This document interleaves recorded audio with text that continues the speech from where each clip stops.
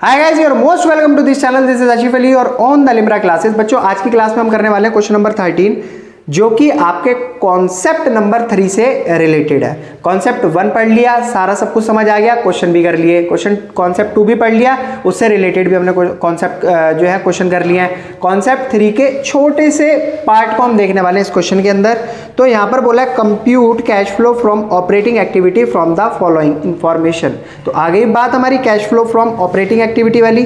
ठीक है, तो इसमें जो मेरे को इन्फॉर्मेशन दे रखी है मैं उनका इस्तेमाल करने वाला हूँ इस क्वेश्चन को सॉल्व करने में। देखो, शुरुआत हमारी होगी कॉन्सेप्ट नंबर 2 वाले फॉर्मेट से। तो मैं पहले क्या लिखता था, सबसे पहले याद दिलाओ, net profit before tax and extra ordinary item, और यहाँ पर अमाउंट रहेगा हमारा। क्या आपको ये क्वेश्चन में कहीं गिवन है? खैर अभी तो हमने देखा ही नहीं, हमें पता कैसे होगा। ठीक है, ऐड करेंगे इसके अंदर हम चीजों को, क्या क्या, नॉन कैश एक्सपेंस और नॉन ऑपरेटिंग एक्सपेंस। तो बच्चों इसके पॉइंट्स आ जाएंगे इसमें कुछ जो भी दे रखे होंगे, और लेस क्या कर देंगे, नॉन ऑपरेटिंग इनकम।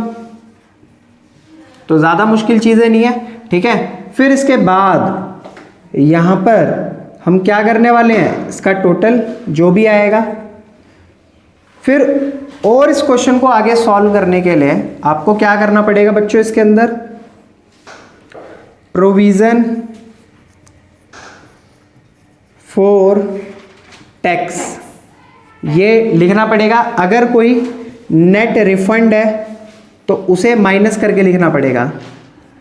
यहाँ पर मैंने आपको बताया था पहले भी, आप कॉन्सेप्ट उठाकर देखिए, उसके अंदर आप ये देख पा रहे होंगे प्रोविजन फॉर टैक्स। ये मतलब कुछ पार्ट आ रहा है हमारा इसमें ऑपरेटिंग एक्टिविटी का, cash flow from operating activity का हमारा कुछ पार्ट है, पूरा पार्ट नहीं है।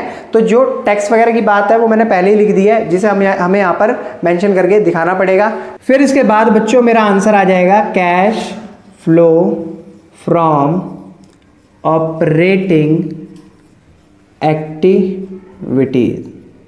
ठीक है, तो यहाँ पर हमारा आ जाएगा टोटल। अब बच्चों ना तो मेरे पास क्या है, net profit before tax and extra ordinary item. तो इसे कैलकुलेट करने के लिए मुझे क्या करना पड़ेगा, वर्किंग नोट बनाना पड़ेगा या नहीं।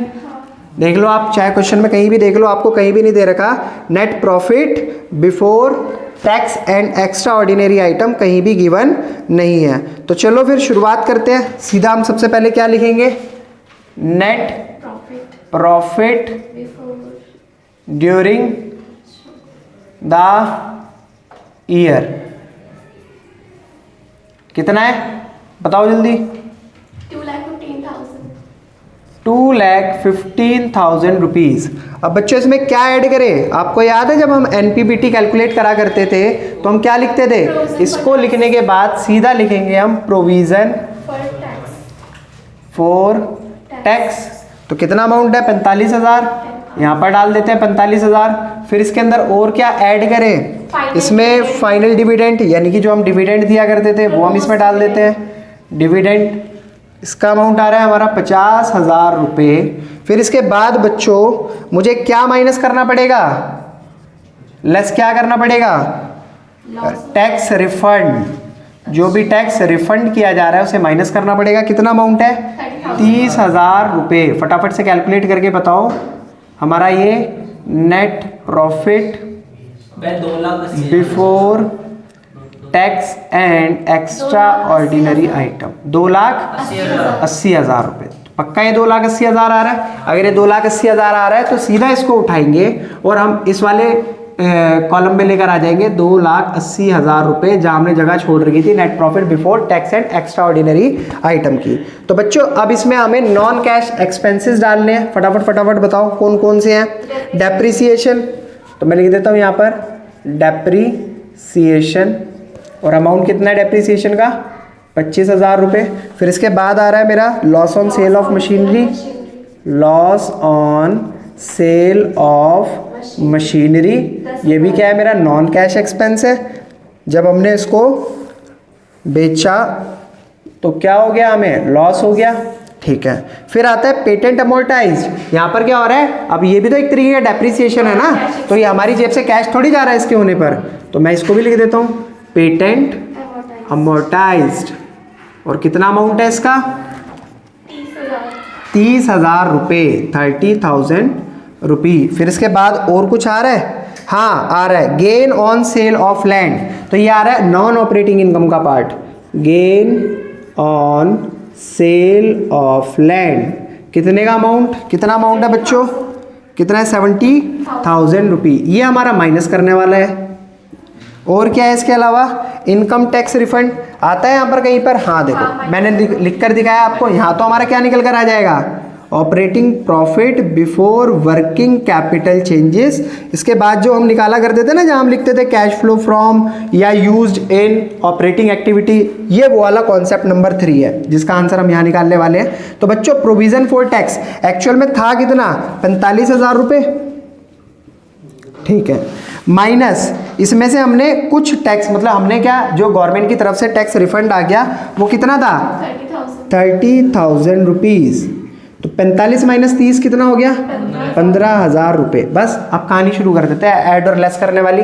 इन सबको 3 2 5 और 1 6, 65,000, 2,80,000 में 65,000 को क्या करेंगे, तो ये हो जाएगा मेरा 5 8 2 10 4 14 हासिल 1 3,45,000 रुपये। इसमें से 70,000 हमें माइनस भी करने पड़ेंगे, तो क्या हो जाएगा 0 0 0 5 एज इट इज, 14 में से 7 गया 7, 2,75,000।